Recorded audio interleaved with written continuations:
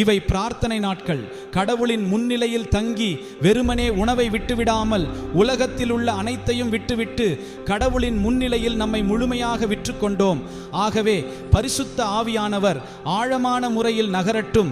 இதனால் நாம் கடவுளின் முன்னிலையில் பலமாகவும் வலுவாகவும் வளர முடியும்.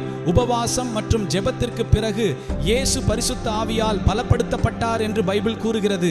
எனவே அதுவே எங்கள் பிரார்த்தனை. ஆண்டவரே, என்னை பலப்படுத்துவாயாக. ஓ, அடுத்த முறை ஒட்டகத்தை பார்க்கும்போது அதன் முழங்கால்களை பாருங்கள். அந்த ஒட்டகங்களின் முழங்காலின் பருமனான வடிவத்தை நீங்கள் காணலாம். ஏனென்றால் விலங்கு கீழே மண்டியிடும் இயல்புடையது. அதனால்தான் முழங்கால் வீக்கம் போல் உள்ளது. ஜேம்ஸுக்கு அதுதான் நடந்தது. அவர் ஒரு பிரார்த்தனை மனிதராக இருந்தார். ஜெபத்தில் ஈடுபடும் ஒரு மனிதன் பிரார்த்தனை செய்பவர்களை பற்றி பேச முடியும். ஏனென்றால் இயற்கையில் கூட நமக்கு தெரியும், ஒத்த இறகுகள் மட்டுமே ஒன்றாக பறக்க முடியும் போன்ற இறகுகள் ஒன்றாக பறக்க முடியும். விமர்சிப்பவர்கள் எப்போதும் ஒன்றாகவே இருப்பார்கள். ஆம், விசுவாசிகள் எப்போதும் ஒன்றாக இருக்கிறார்கள். ஆம், பிரார்த்தனை செய்யும் மக்கள் எப்போதும் ஒன்றாகவே இருக்கிறார்கள்.